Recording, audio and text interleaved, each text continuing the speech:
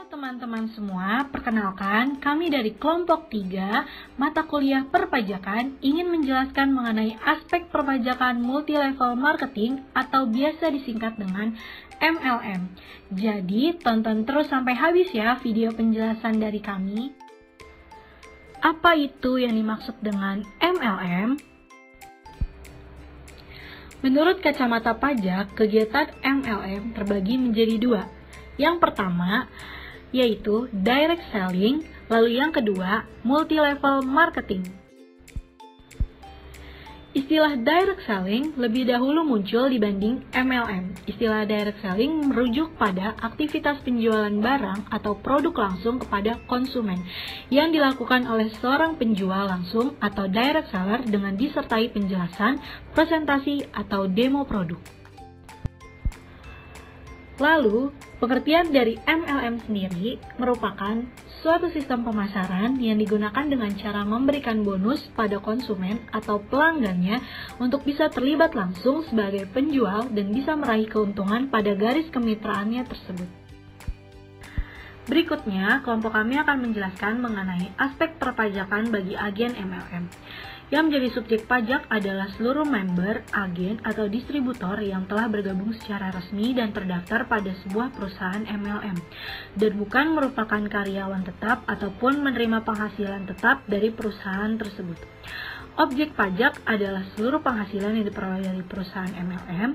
Yang dimaksud dengan penghasilan adalah penerimaan dalam bentuk uang. Apabila penghasilan tersebut dalam bentuk selain uang atau biasa juga disebut penghasilan dalam bentuk natura, maka tidak termasuk sebagai objek pajak penghasilan. Perolehan bonus dalam bentuk produk, travel insentif, berupa tiket akomodasi atau hotel, dan lain sebagainya merupakan contoh penghasilan dalam bentuk natura yang tidak termasuk sebagai objek pajak penghasilan. Berikut merupakan perhitungan direct selling.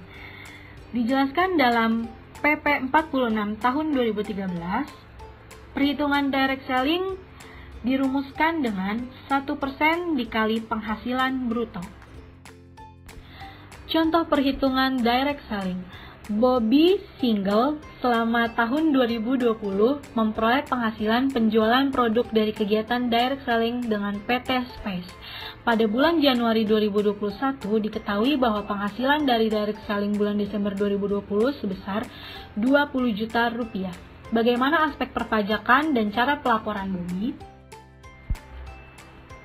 Jawaban untuk contoh soal tersebut adalah penghasilan dari direct selling bulan Desember tahun 2020 sebesar 20 juta rupiah.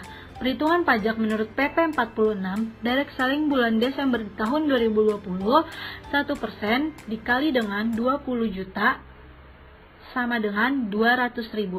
Lalu disetorkan ke kas negara dan dilaporkan pada SPT tahunan atau bagian PPh final.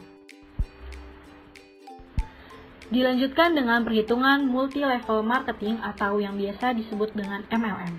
Pajak tahunan sesuai tarif pasal 17 Undang-Undang PPh dengan opsi ketentuan menggunakan NPPN jika tidak melakukan pembukuan adalah sebagai berikut.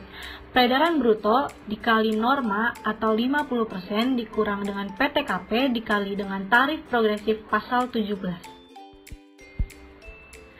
Perhitungan multi-level marketing juga dikenakan dengan tarif progresif pasal 17 ayat 1 huruf A Undang-Undang Pajak Penghasilan sebagai berikut. Contoh soal selanjutnya, Ruby Single selama tahun 2020 memperoleh penghasilan dari kegiatan multi-level marketing atau MLM dengan PT Diamond pada bulan Januari 2021. Diketahui bahwa penghasilan dari kegiatan MLM selama tahun 2020 sebesar 604 juta rupiah. Bagaimana aspek perpajakan dan cara pelaporan Ruby?